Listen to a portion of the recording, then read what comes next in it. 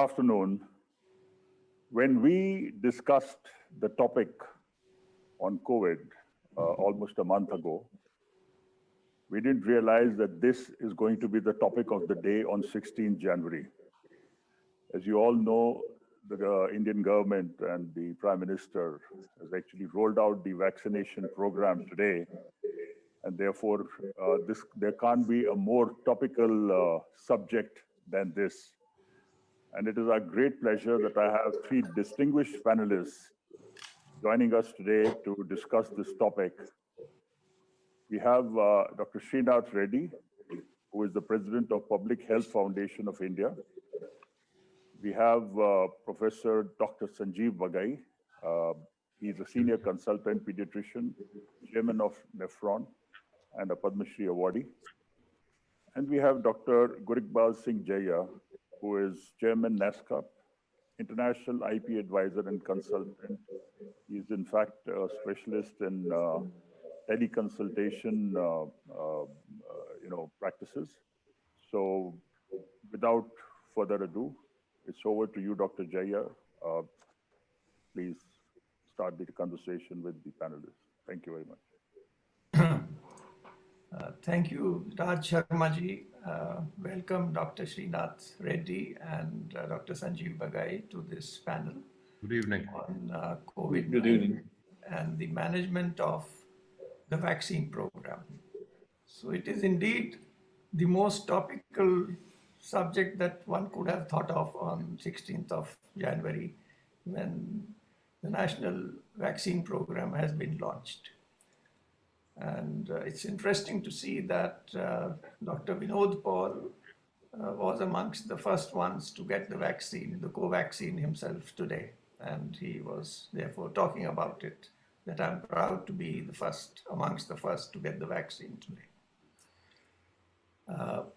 There are, of course, large number of unanswered questions, some which can be considered very relevant, others are still exercising the minds of people. Now, let us start with the two very basic questions. The first question is about effectiveness, and the other question is about safety.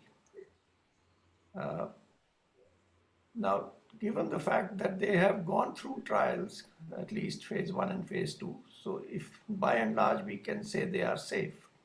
However, there are still unanswered questions. So let us first focus on effectiveness. How effective are these two vaccines is the first question. Is one dose sufficient or two are essential? And to what extent they will reduce the risk of the infection or its complications? So, Dr. Reddy, would you like to begin?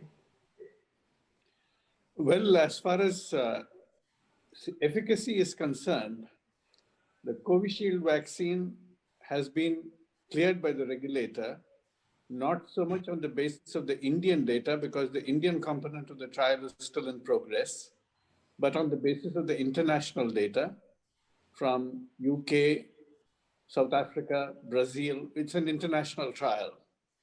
But those data have been reviewed by the UK regulator as well as the Indian regulator. There has been some confusion about the trial arms and the dosing schedules and the efficacy related to those. Initially, it was reported that these two arms would be comparable, and the vaccine in terms of the administration and the intervention group would be given at an interval of 28 days.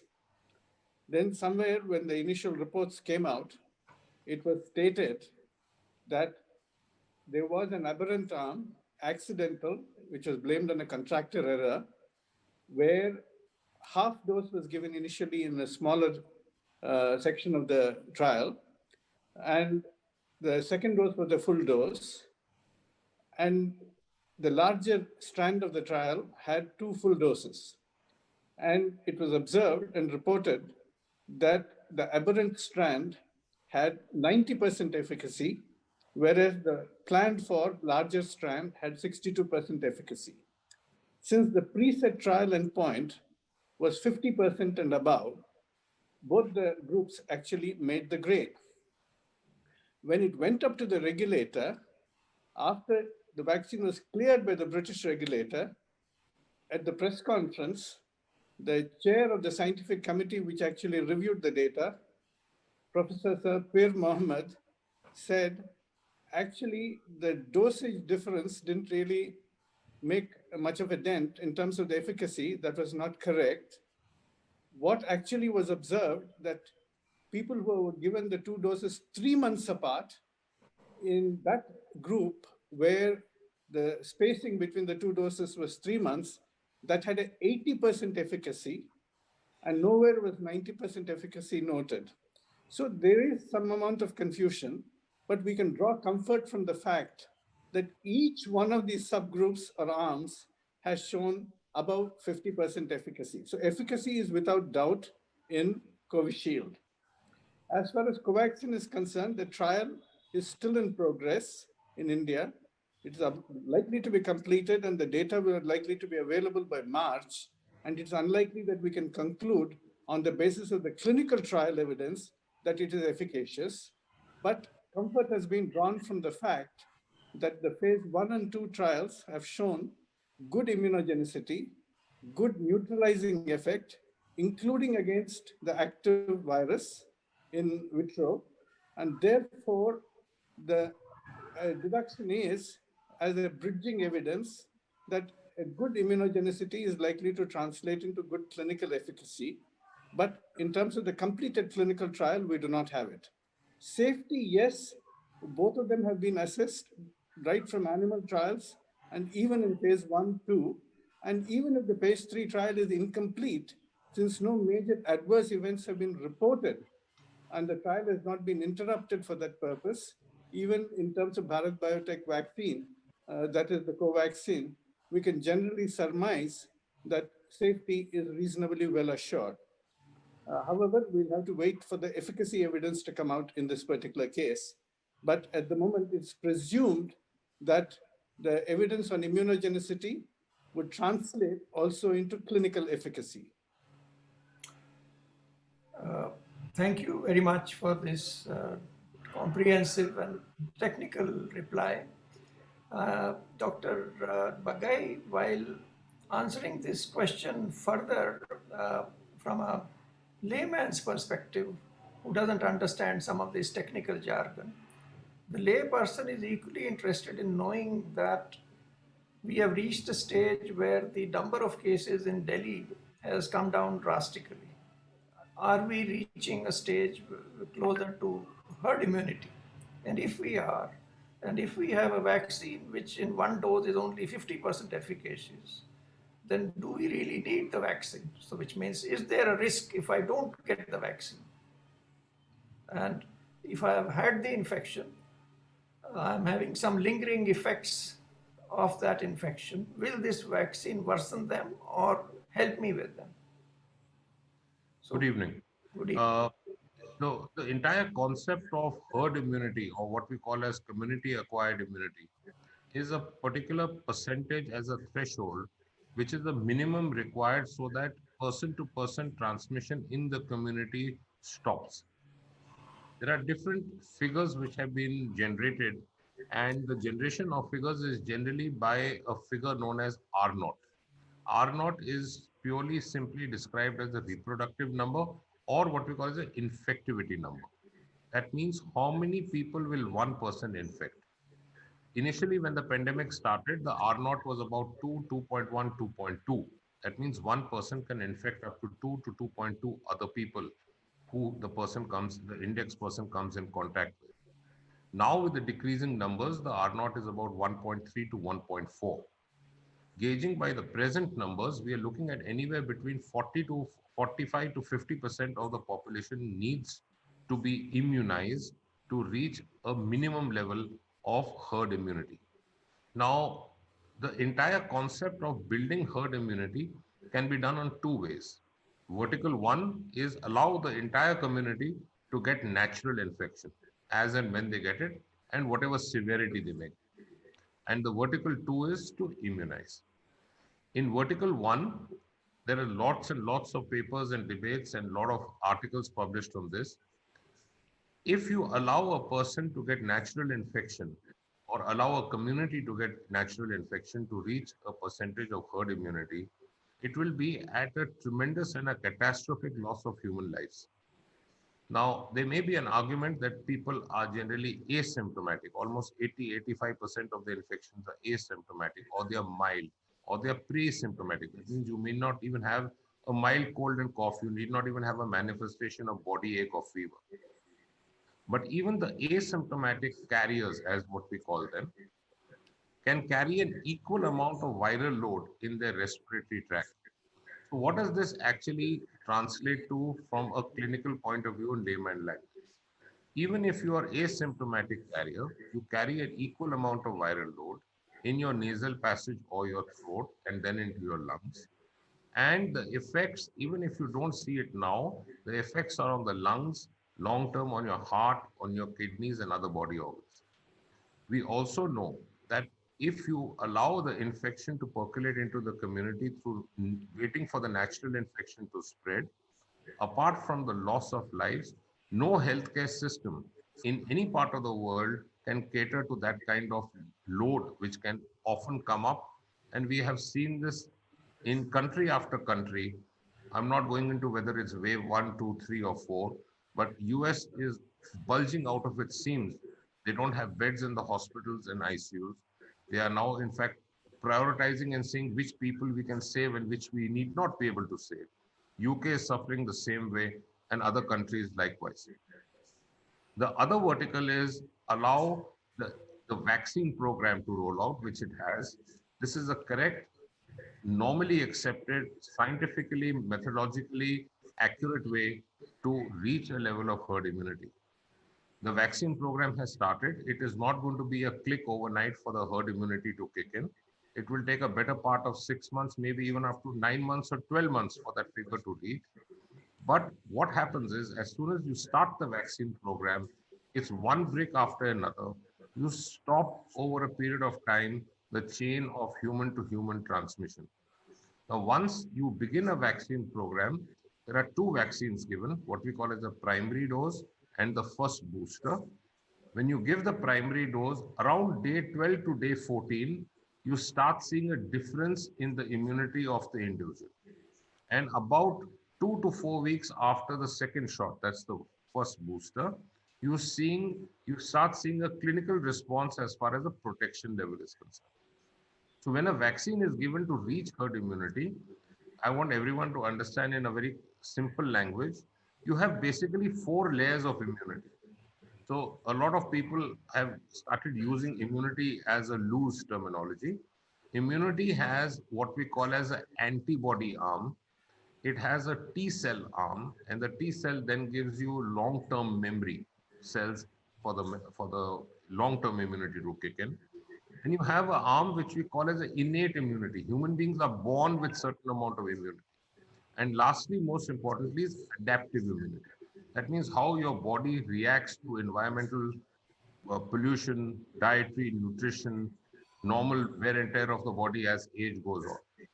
So when your immunity starts building, it's going to be approximately 2 to 3 months after your first injection, which you will have certain level of what we call as neutralizing antibodies and T cells in your body to give you immunity. That means in case you come in contact with this infection, your body will be able to fight it off.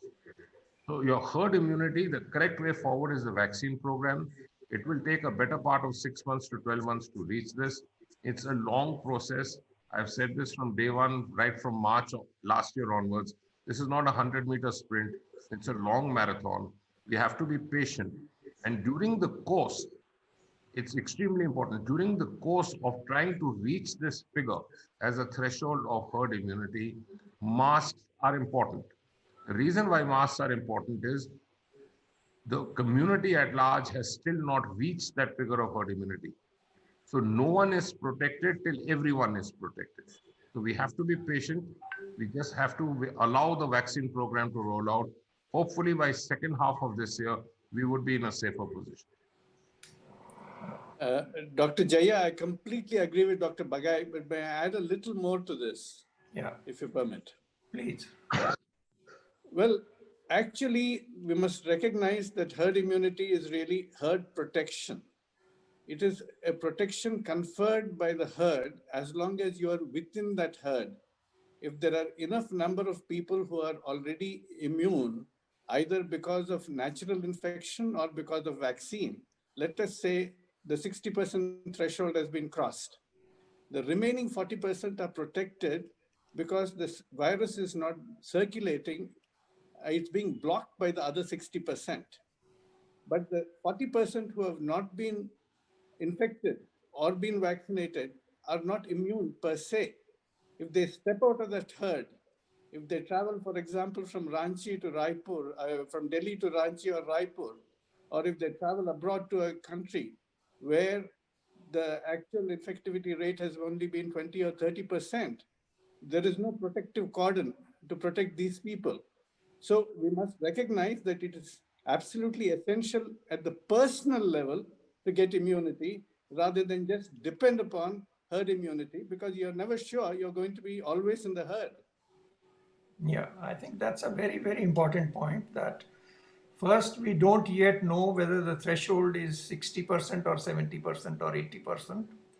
Most people are talking currently at the basis of 70 to 80% being the threshold.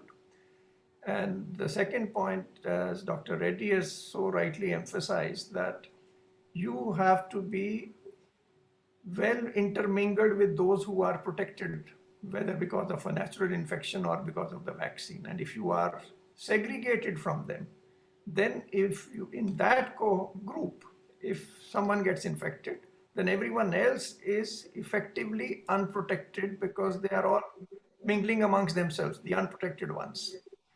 And within them, it can still spread like wildfire. So yes, that is critically important. But now coming back to the side effects of the vaccine, if we do take the vaccine, what are the common side effects? And can some of those side effects be as severe as the illness itself or the so-called cytokine storm after the illness? Or is that only a fear?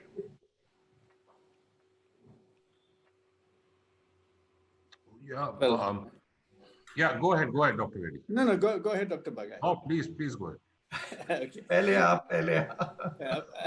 मैं हैदराबादी हूँ, आप दिल्ली के हैं, जैसा भी. Please go ahead. Well, basically, I think most of the side effects that have been observed during the course of the clinical trials have been very mild and relatively infrequent. And if there are things like swelling in the arm or fever for a day or two, or malaise or muscle pains, they generally are transient and should not cause much of a worry. Whether there are more serious effects, like occasionally that have been reported in terms of neurological effects like transverse myelitis, one or two have been reported. Whether they were coincidental or related to vaccine is not sure, because always the question arises, is it causal or is it coincidental? And if there are side effects, is it something more than what is frequent in the general population? If it is at the same level of frequency, then it is something that one doesn't have to really worry about too much as being attributed to the vaccine.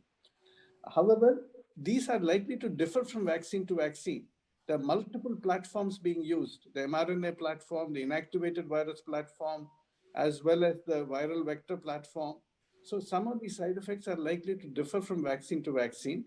But so far, we have had reassuring reports that the two vaccines that are being used in India are generally not associated with any major side effects that we know of. But some of these side effects will also turn up after the vaccine is now spreading to much larger numbers, what we call phase 4 surveillance, where some of the rarer side effects or some of the side effects in the people who are in special subgroups who are not studied in the trial itself, these are likely to be unmasked at this stage. And that is why careful monitoring has to go on of any reported side effects even now, what are called adverse events. Dr. Bagai, would you like to add? Yeah, Or? just to add a few points in this. Dr. Reddy summarized it beautifully. Uh, there are local reactions which are never considered synonymous with adverse effects. Local reactions are a part and parcel of every vaccine. If you ask me, it is a part and parcel of every injectable which is given. The local reactions can be just little bit of redness on the arm, what we call as erythema. It can be little bit of pain, little bit of a nodule you may feel. You may have little bit of a lymph node in the armpit, perhaps, or you may have little weakness, occasional fever for a day or so, transient, self-limiting, body ache, malaise, headache. These are part and parcel of almost all injections as vaccines, right from childhood on to adults. When you talk in terms of adverse reactions, they are classified in three different types. The adverse reactions are what we call as common, as mild, moderate, and severe. That is gauging by the frequency. Now, there is a lot of misinformation and some correct information which is floating around with regards to these vaccines. First, with regards to the Indian scenario, in the Indian diaspora, there are two vaccines which have now been shipped to different parts of the country. Both of them are not known to cause any serious side effects for the simple reason is that this is an inactivated vector-borne based platform, and the same platforms have been used for a host of other vaccines, host of other infections, and this platform was not generated in 2020. This was even used in the years of early 2010s for the MERS and the SARS infection at Oxford, what we call as a Trojan horse technique. That means this deactivated or inactivated virus particle. In case of the Bharat Biotech, it's a whole viron particle, piggybanks on the adenovirus, either from the chimp or some other species, which enters into the body quicker. With regards to the mRNA vaccines, the ingredients are important to note. Now, all of them contain what we call as a genetically modified part of the RNA. So it skips and jumps and what we call as fast tracks the entry into the cell. So it doesn't go through the DNA part, it goes straight into the RNA part to replicate so that then if you come in contact with an infection as a virus, your body hosts an immune response. What it contains, the mRNA virus contains, the Moderna contains 4 different types of fat particles, and the Pfizer contains 5 different parts of fat particles. Both of them have in common what we call as PEG, PEG, that is polyethyl glycol. It's a kind of a fat which is a covering on the genetically engineered mRNA that causes sensitivity in human beings because that is already has a past exposure to a host of other things which includes plastics, bottles, and so on. That is supposed to cause allergic reactions. But having said that, in the largest study of patients, which are almost 20,000 odd, which have been analyzed, 11%, sorry, not 11%, 11 out of 1 million is the occurrence of an allergic or anaphylactic reaction. That means it's extremely rare. That is also in case you have a past history of severe allergies, nut allergy, and so on. Routinely, even mRNAs are not supposed to cause any major side effects. Long-term side effects means 2 years later, 4 years later, 5 years later, that only nature and time can tell. But by and large, I think it is safe to use. Like I've said very often, most doctors are very happy to use either one of the platforms which are available in India at the present moment. Thank you, Dr. Bagai. There are, of course, 8 or 9 types of platforms currently being used for making vaccines, including vaccines for COVID-19. So the Moderna and the Pfizer vaccine are not yet available in India, and hopefully they will also be available soon. The two that are available, we are particularly interested in those. For us, in addition to these questions, the immediate other concern is that yes, we are on one side saying people should take the vaccine and should not worry too much about the side effects. At the same time, the vaccine should not be taken by a certain category of people. So, for example, we all know that under 18 it is not to be given.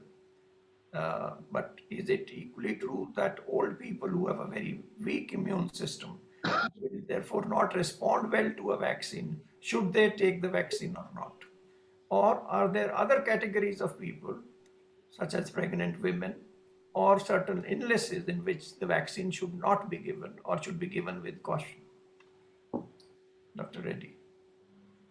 Well, basically, it is all set by the trial conditions. There are trials performed in a specified group of people, and therefore the evidence from the trial comes entirely from them. The rest of it is extrapolation. Obviously, if the trials have not been conducted in people under the age of 18, then we cannot really conclude that there is likely to be either efficacy or safety in those younger people. However, it has been stated that since children are particularly likely to have only mild manifestations of COVID, by and large, therefore, they have not been included in any case in these trials. It's been mostly the adults who have been included in the trials. But some of the trials are now extending even to the younger age group, and we will have to wait for that evidence. As far as the elderly are concerned, some of the trials have included the elderly, and those data are available. And by and large, there has been safety. But also, it's a question of looking at what the benefit and the risk is. It is the elderly who are much more likely to have severe infection and even the risk of fatality. Therefore, it is in them that the protection offered by the vaccine will be maximal. And that's why the elderly are preferred in terms of prioritization for immunization. Of course, if they have other elements, that if they're severely debilitated, if they're immunocompromised, or if they're cancer patients with on cancer chemotherapy, which also suppresses the immunity, those are the kind of conditions where they will have to be excluded from the immunization. Pregnancy right now, because there is no evidence within the trials of pregnant women being included, we cannot conclude that it is safe or efficacious. Particularly the safety issue comes up in pregnancy. And it's also true that during the course of pregnancy itself, there are a lot of immunological changes in the body.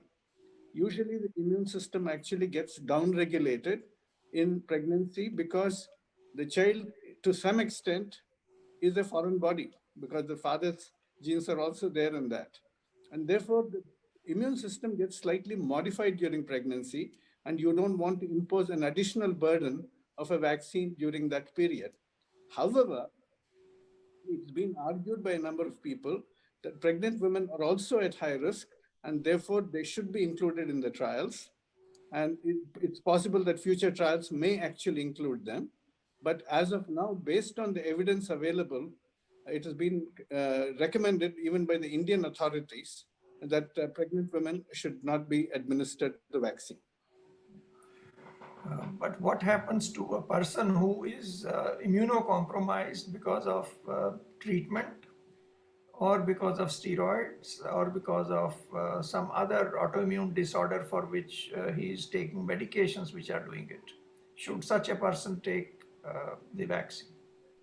Well, right now there is no trial evidence, but if you can actually extrapolate from the evidence that's available, an inactivated virus, which is unlikely to cause any harm, that is likely to be better tolerated by such a person.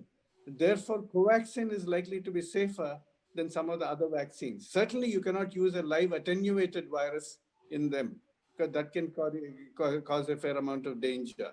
But that is a question of trying to see how best we can manage the condition, but without having clear-cut trial evidence, but using physiological rationale. Yeah. And I also read that the vaccine, the mRNA vaccine, definitely is not recommended for those who are on anticoagulants. Is it really so? Well, I am not aware as to why the reasons are that it's not recommended for people who are on anticoagulants, but certainly if such people have not been included in the trials, then it's difficult to really conclude that it is safe in those people. But it is very clear that COVID-19 itself has a huge problem of thrombosis. And therefore, to prevent a disease which is likely to result in a severe thrombotic state, I think would be rational. But if people are already on anticoagulants, that problem is taken care of.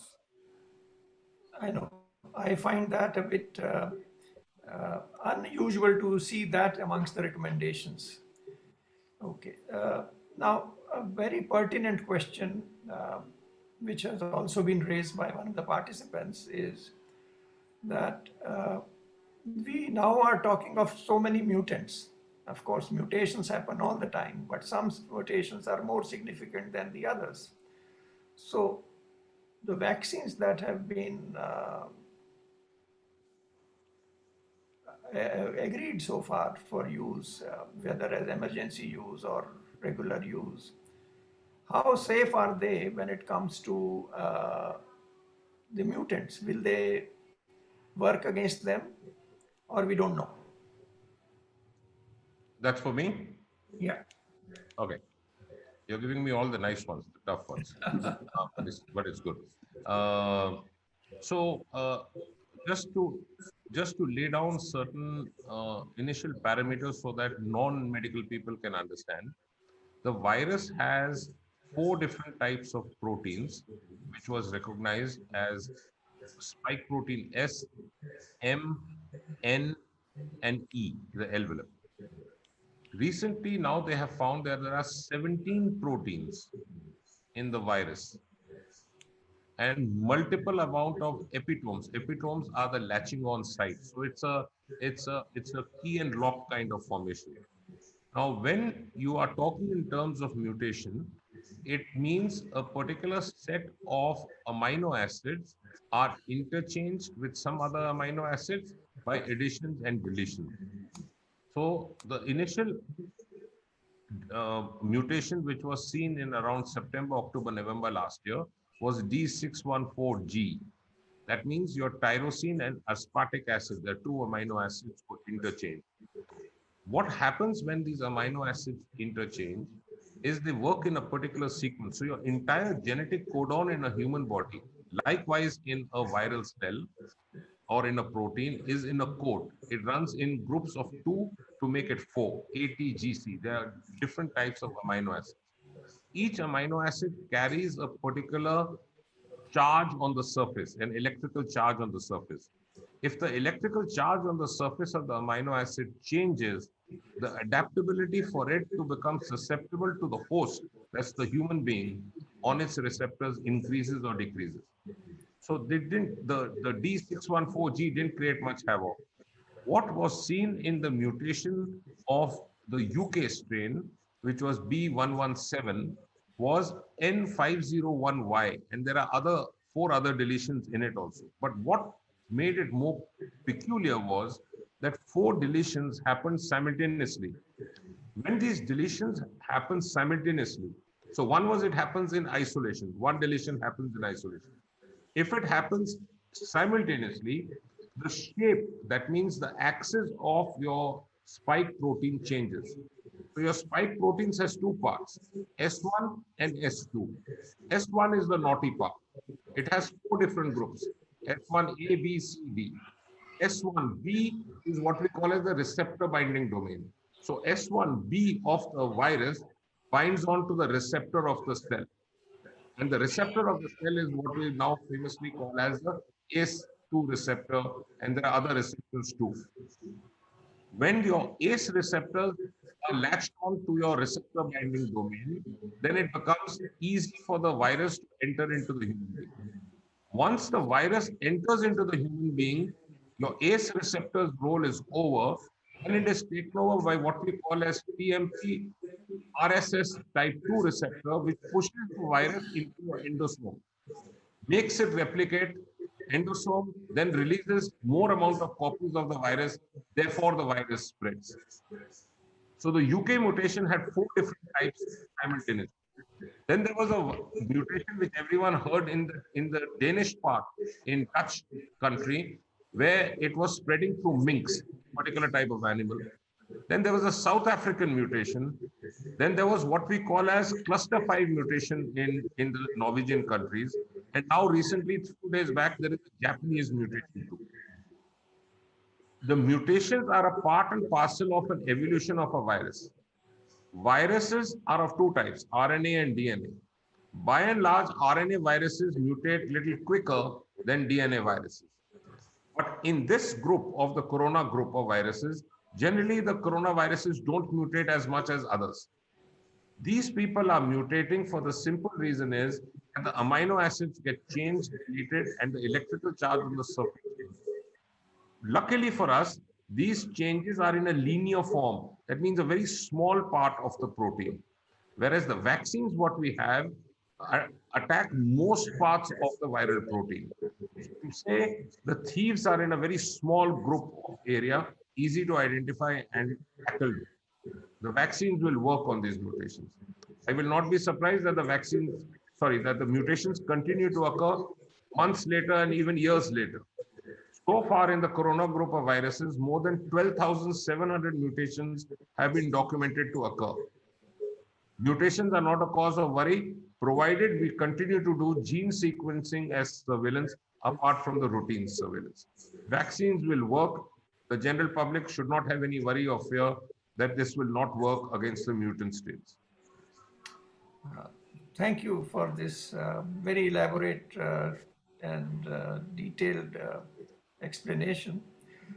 Now, what would happen if I don't know whether I am already infected but asymptomatic, and if I take the vaccine? Is there a danger? Or should I not be worried on that score? Just ask your question again, sir. A person is now unsure whether he is infected but asymptomatic. So is it unsafe, or it doesn't matter whether in such a situation I take the vaccine? May I take that? Okay. Dr. Reddy. Please. Well, basically, these vaccines have been tried out in the general population who are volunteered. And in many cases, it's possible that some of them might have been exposed, though we do have the antibody levels at the baseline as well. But suppose a person has infection, but is totally asymptomatic. That means the body is already beginning to produce immunity. And if you take the vaccine, it acts as a booster dose. It will not act as the first dose, it will act as a booster dose. But it will only augment the immunity. It's not going to cause any further harm. So I don't think it's a problem. I don't think it is necessary for everybody who has to be vaccinated to first get their antibodies tested and then decide on whether they should get vaccinated or not. Related question, if a person gets the vaccine, becomes immune, can such a person become an asymptomatic carrier and therefore pose a risk to those who are not vaccinated who come in contact? Well, we know that these vaccines are essentially, these are what are called systemic vaccines, which are administered by intramuscular injections. These produce both the antibody immunity as well as the cell-mediated immunity within the body, which can fight off the virus once it has entered the body and prevent significant disease from occurring. And even the trials have actually looked at only that aspect of it. They said, can these prevent symptomatic COVID? These cannot prevent the virus coming in to the body through the respiratory tract, nose or throat. So for some time, the virus can actually stay there, but it will not be able to cause damage in your body. It will not cause disease. So infection cannot be prevented, but disease can be prevented. Now, during this period, it's possible that the person may be discharging the virus, and therefore every agency that has reviewed the data, including the WHO, said, we cannot say that transmissibility has been eliminated because that is not clear. However, it stands to logic that if a person is asymptomatic, the person is not coughing, the person is not sneezing, the likelihood of discharging large number of viral particles is very limited. So the transmissibility also will come down at some point in time. But since the risk of transmissibility is still not ruled out, even in an immune person who has been vaccinated, it is still advisable for the person, as long as the pandemic is active, to continue to wear masks, to continue to physically distance, and to continue to hand wash, so that he or she is not transmitting the virus to somebody else in the family or elsewhere. Well, thank you very much. Now, another question that a lot of people are interested in is that what precautions do I need to take after I'm vaccinated? For example, I enjoy my drink. So, is it safe to continue to enjoy my drink? During the lockdown, the consumption of liquor has gone up in most parts of the world. So, after the vaccine, can I continue to enjoy my evening swig? Yeah, so, since you have not been vaccinated, so we are inviting ourselves over to your place tonight. Welcome. So on a more serious note, actually, there are no specific do's and don'ts. You don't routinely require any painkiller or any antipyretic or any anti-inflammatory. You normally don't require any anti-allergic medication. These are very commonly asked questions which my patients have been asking me as and when I get it or if someone gets it. Do I give a citrazine or do I give a Allegra? Do I give a Crocin tablet? That's generally not required. What is recommended is not to take alcohol for 48 hours after the vaccination. The exact cause is not known, although alcohol is not supposed to have any interface or any cross reactivity with this vaccination. There are no specific do's and don'ts. In case there is any giddiness, any systemic effect, any rash or any other tingling numbness on the limb or the arms, then bring it to the attention of the doctor, which in any case will be extremely rare.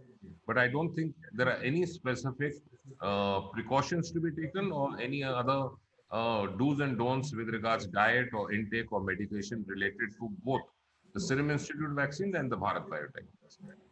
Dr. Jaya, Yeah. alcohol has been known to depress immunity, but for a person who has been accustomed to taking it in regularly in small quantities, I don't think it will make much of a difference.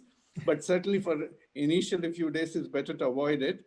It's better to take the spirit on the swab for the vaccine injection rather than take the spirit inside you.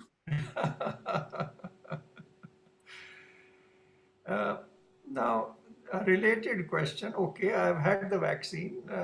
Now, I'm still continuing with these precautions, wearing the mask, washing my hands, social distance, and whatnot.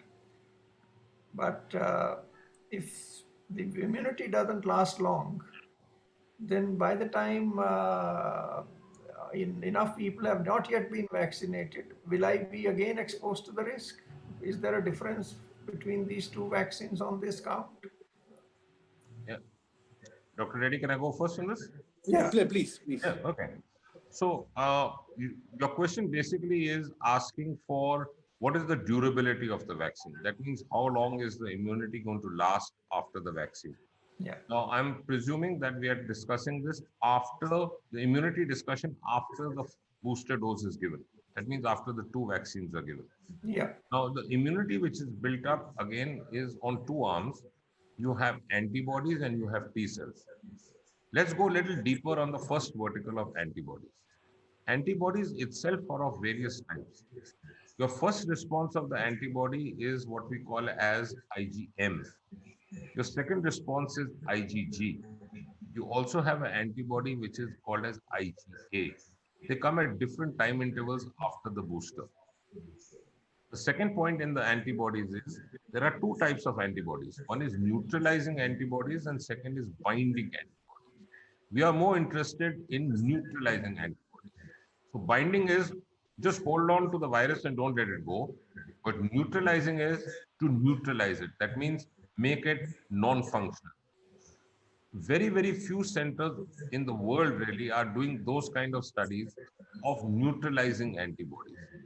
Now come to the T cells. T cells again are of different types. are natural killer cells, there are helper cells, there are follicular cells, memory cells. What we are really interested in is the long-term memory cells of the T cell arm. What is proved without any element of doubt in numerous publications that your antibodies by and large last you not after 60 days. Less than 5% of the people continue to have antibodies after 60 days, and only 1% of them continue to have antibodies on day 90. Your T cells are the more protective, more long lasting, more loyal. The memory T cells are now supposed to give you protection up to 8 months. So our presumption, because the vaccine is not in the market for 8 months or under trial for 8 months, if you take the data what we have, and if you correlate it with the vaccine data, the vaccine should give you a good immunity of approximately 8 months and beyond. There is also a concept of whether you're giving a full dose versus half dose, whether you're giving the booster now or you're giving the booster after more than 4 to 8 weeks, even up to 12 weeks. Each body responds in an immune response differently. No two human beings in terms of your immunity are alike. But I'm quite sure both the vaccines in the Indian scenario will give a protection close to at least a year. Having said that, Sputnik is using two different adenovirus vectors in the same vaccine. So they're using adenovector 26 and adenovector 5, two different strains of adenovector. And the cross reactivity between the two is supposed to give them an immunity of up to 2 years. But that data is still to be proved on clinical ground once the trials are completed and we get it onto the field. But at least a year is what we expect and anticipate and hope. Talking of two adenoviruses, that brings me to a related question of mixing of two vaccines for the first and the second dose. Because some people are totally for it, others are totally against it. Dr. Reddy? Yeah. Well, basically, any idea of administering a vaccine should follow the trial protocol. If the trial has not tried that, then you have no evidence to show that it is more effective or less effective. As far as the Sputnik is concerned, the reason why they are using two adenoviruses in two separate shots is this. They are using an adenovirus, for example, adenovirus 5 in the first shot. Now, that is essentially to carry the code for the spike protein. The concern is that when you give the second shot, would the body have developed immunity not just against the viral particle of this COVID virus? Would it have developed immunity also against the innocuous adenovirus carrier? So if that is so, then the second time, if the same vaccine is given with the same carrier, then the carrier may get destroyed even before the protein code is delivered. So the idea is to change the carrier for the second one so that the body has no prior immunity against the carrier. So you're using the same protein code for creating the spike protein, but you're using two different adenoviruses at different times to deliver it. It is like in cricket, you're using the same ball, but there are two different bowlers bowling at the two ends. But you are delivering the same ball. But beyond that, you cannot really mix with other vaccines because there is no trial evidence for that. Yeah. If I just may add, Dr. Reddy, Yeah. the vaccine platforms, although are similar, they are not the same. The Covishield and the Bharat Biotech platforms, both are vector based, but the vectors are different. So it is almost impossible to compare apples and oranges and then with pineapples and grapes at the same time. It's not going to work. There is no evidence to show that you should. So why should you do something which you're not supposed to do? I think there is a logic that since we have not done the clinical study, therefore it is not sensible or ethical to do this mixing or matching. But theoretically, the logic holds that if you have two different vectors, then the chances of the second dose causing a reaction to the vector faster than the reaction to the uh, spike protein holds. And Uh, therefore, the booster dose should be done with a different vector. So that from Doctor, that logic, one could argue that it makes sense. But even if it makes sense, it should be tested. That is the point that Dr. Reddy is making. the counter argument to this is that when you're using a separate vector base, there is something known as antibody enhanced dependent reaction. You may get an exaggerated or a hyperreactive antibody response, which can actually mimic a disease, even though in an inactivated form. So it is important to stick to the same vaccine for a variety of reasons. Will it be so with the same vector or a different vector? That is the question I would like to raise. Sorry? The antibody, antigen enhanced antibody dependent Antibody dependent enhancement, ADE. enhancement, Yeah, will it it can not be happen. more with the same vector used the We, second time? we don't know that answer. Yeah. We No, don't no, know that answer. it can happen with any vaccine, Yeah. even if the vectors are not changed. Yeah. For example, in SARS-1, antibody-dependent enhancement was noted, and that's why the vaccination program was stopped. I mean, the vaccine development ran into problems. So this can happen, but during the course of the trial, that is also observed, whether there is any antibody-dependent enhancement happening. Okay. Now, if both vaccines, if we have an option between the two vaccines, then which of the two vaccines should the elderly take? Between Covishield and Covaxin. If you ask me, if you ask me on medical reasons and the platform in terms of scientific reasons, both platforms are good. If both are available, it's very difficult to choose. Both are good. The only distinct, although small advantage which Bharat Biotech has is that it's a whole viron deactivated. The platform of the virus vector base is rabies. The control arm is Japanese encephalitis. The vaccine is attacking not only the spike protein, but is also active against the N protein, the nucleotide protein. So it gives a slight advantage with regards to mutation strains. But no one knows, and who knows about the mutation strains. The mutation strains may be on some other protein. So the effect of the so-called extra edge advantage on the mutant strains need not be actually practically seen on the ground. But from a realistic point of view, both platforms are good. The technology is good. The efficacy studies may vary, but the effectiveness on the ground will be about the same. Anyone which is available is good for me. Dr. Reddy, what do you say? I would agree with you. If the efficacy studies of Bharat Biotech vaccine and the Covaxin are completed, and if that also demonstrates clinical efficacy in the trial, perhaps that has a slight advantage of relative assurance of safety compared to the other one, because the elderly are more likely to tolerate a fully inactivated virus. But other than that, I do not really see much difference between the two. I agree with you. One of the participants has asked about persons who are allergic to allopathic medicines. So whether they are actually or mentally allergic to allopathic medicines, should they take the vaccine?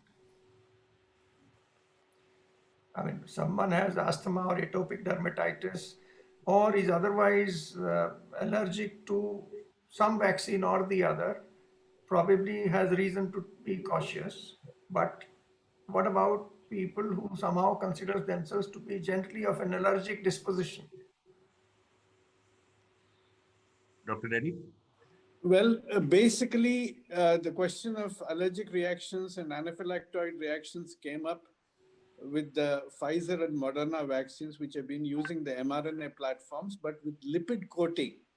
They have been using, for example, the lipid nanoparticles as well as polysorbine, which have been implicated to some extent, and but polyethylene glycol is supposed to be the one that is also supposed to be allergenic. So platforms which are not using that may not cause a problem in terms of allergy. Nevertheless, the precaution has already been stated in the guidelines issued by our health ministry that those people who have allergic reaction should declare it first and will have to be carefully observed for any allergic reaction for longer period than others, for about 30 minutes rather than 15 minutes, which is the usual observation period.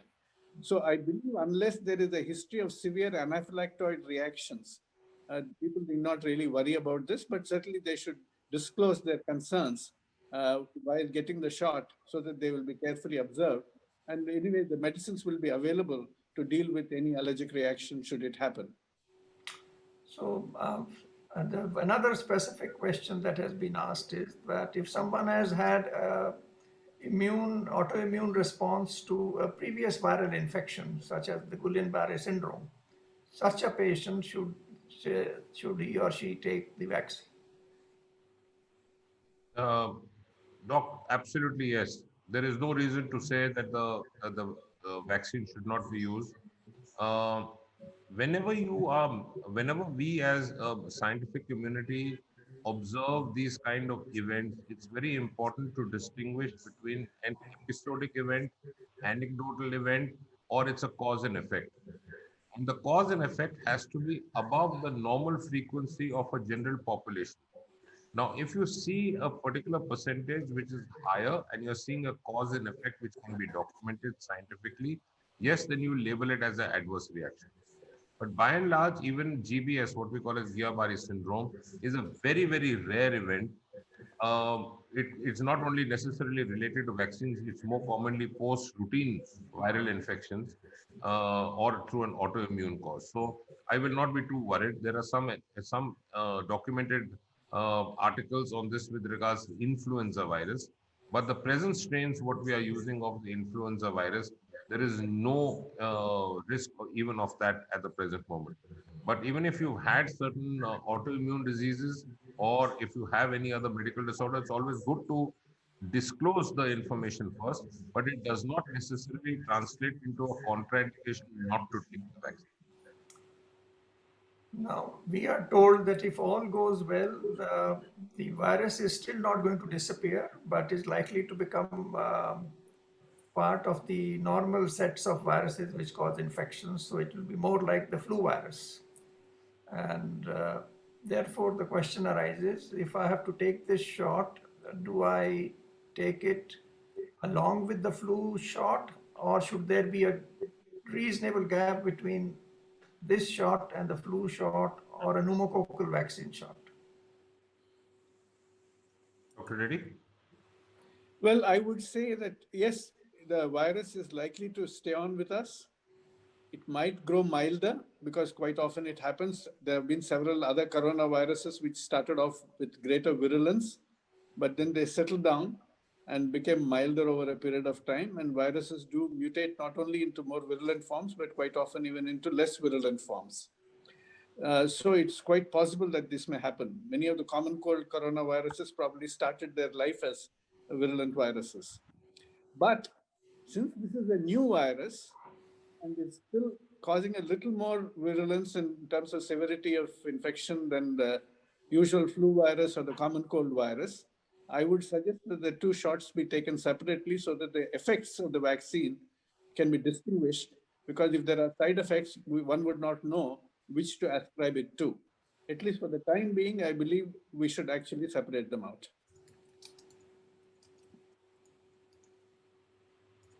Okay. So another question that has been put on the group is that I'm already on antibiotics because of a secondary infection. Can I take the vaccine? Or should I wait for the bacterial infection to clear first?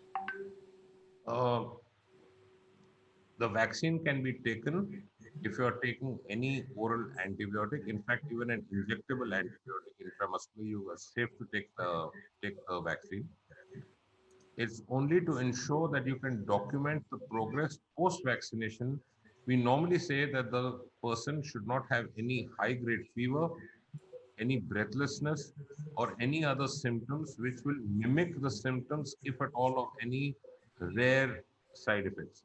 But otherwise, if a person is on antibiotics, it's very, very, very, very safe to take the vaccine. The other point as a corollary to this is very often people say that certain vaccines ingredients cause side effects, not the vaccine itself. But I want to assure everyone who's seeing this and beyond that the vaccine ingredients generally are what we call as adjuvants. Adjuvants only enhance the viral protein in a deactivated form. They are entirely safe. There is no correlation of the past misinformation that MMR causes autism or influenza causes transverse myelitis. It's not been proven. It is safe. None of the vaccines contain mercury. It is safe. None of the vaccines contain animal proteins. It is safe. None of the vaccines cause impotence. It is safe. None of the vaccines cause mental neurological disorders. It is safe. None of the vaccines cause death. It is safe. None of the vaccines precipitate the original viral disease. Therefore, it is safe.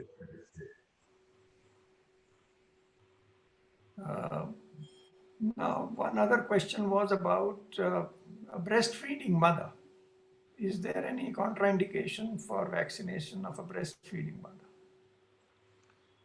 Uh, Well, basically, the guidelines which have been issued by different agencies have not always been convergent on this issue. CDC and other agencies have said that there should be no contraindication for a breastfeeding mother. But in terms of the Indian guidelines, they said if both pregnant as well as lactating mothers should avoid it. There is really no strong basis for this, except for the fact that they might not have been included in the trials. So, one other question which Mr. Aditya Gaur wants to know, but I think I am not sure what he means by someone who has GBC. I thought he meant Guillain-Barré syndrome, but that Aditya, would you like to explain? You meant something else? GBC patients. must be GBS, perhaps.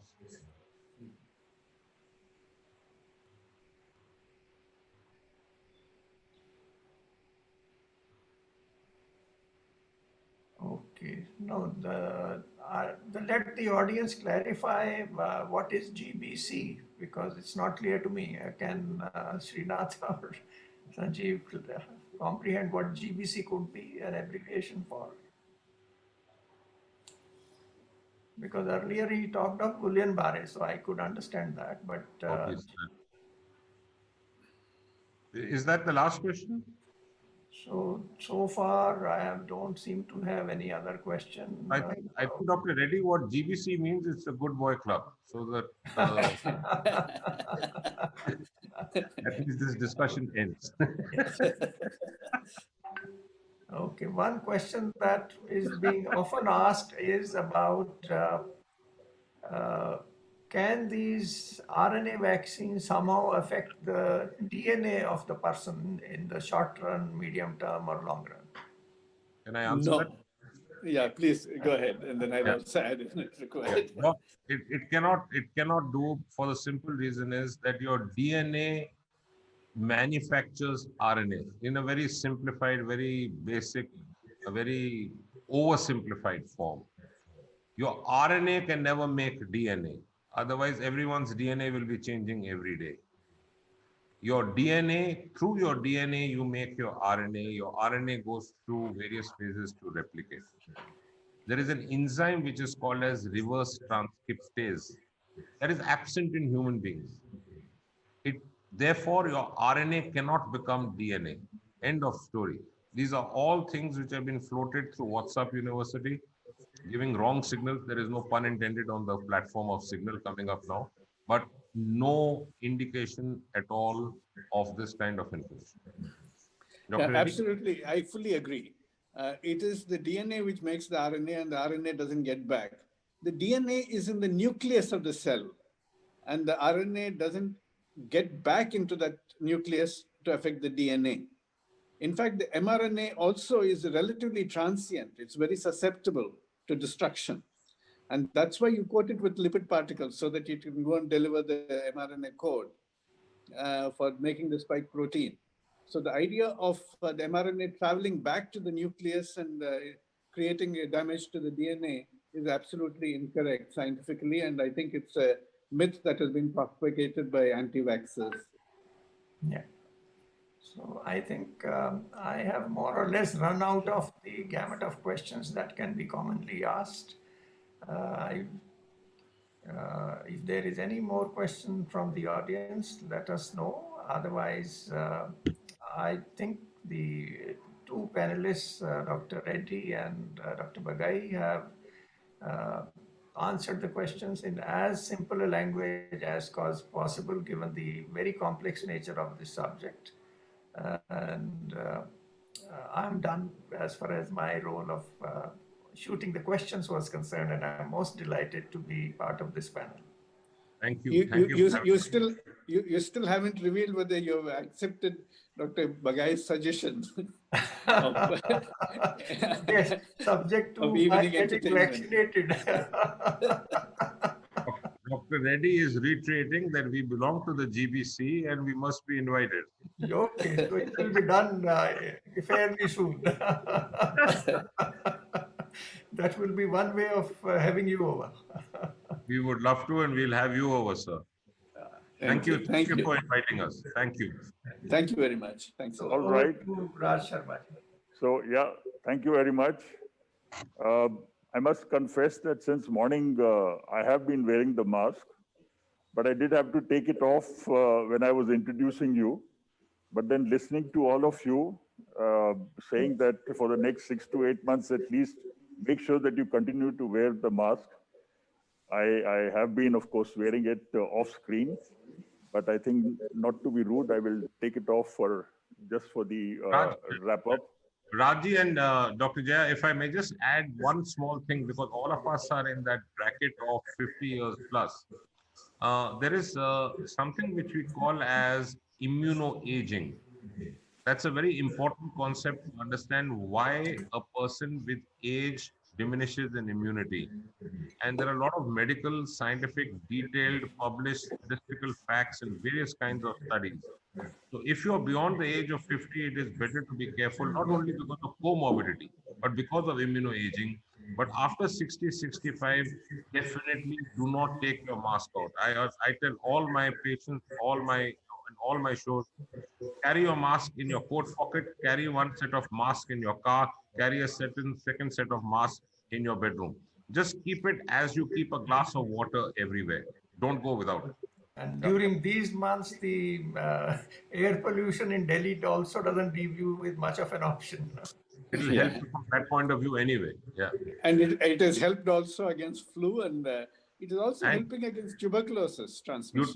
You took the words out of my mouth. You know, one of the communities which is a stickler for wearing masks, if we have just a couple of seconds more on this show, in this panel discussion, is actually the Japanese. And if you see the Japanese by nature, right from last 20 years, 30 years, if they exit the house, even in Japan, in Tokyo or elsewhere, or mainly in Delhi, they never go without a mask. And Japan is one country which has tackled COVID one amongst the best.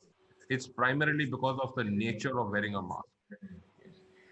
In Absolutely fact, right, that is Dr. quite Bagai. worldwide, that those who wear masks cut down the risk by almost 50%. So it doesn't fully cut down the risk, but it is a massive reduction in the risk. If both people in the room are wearing a mask, the risk is less than 2%.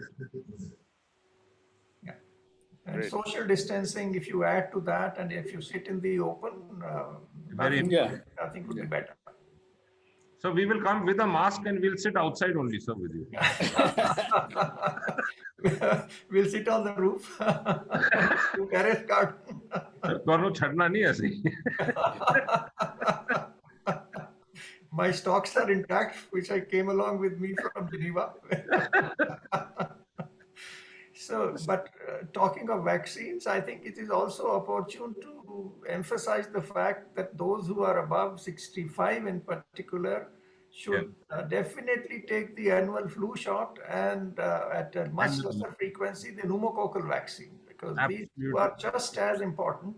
So in the rush to focus on COVID Yeah. and COVID vaccine, one should not forget the importance of immunization. Thought for is the very patient. important. Yeah. Absolutely. All right. So thank you very much, gentlemen. I think, as I said in the beginning, this was the topic of the day. And you have all answered the various doubts that were in the mind of our viewers. I think in very simple language, I mean, you did use a few medical terms in between, but I think by and large, it was something that I'm sure everyone would have understood very easily.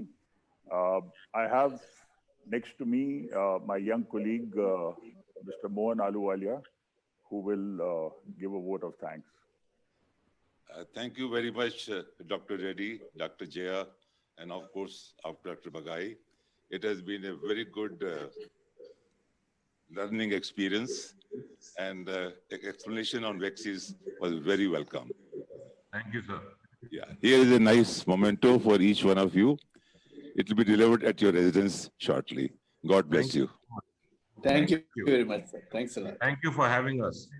Thank you. And So given the virtual platform that we are doing, the memento is also being shown virtually, but it will reach your residences shortly.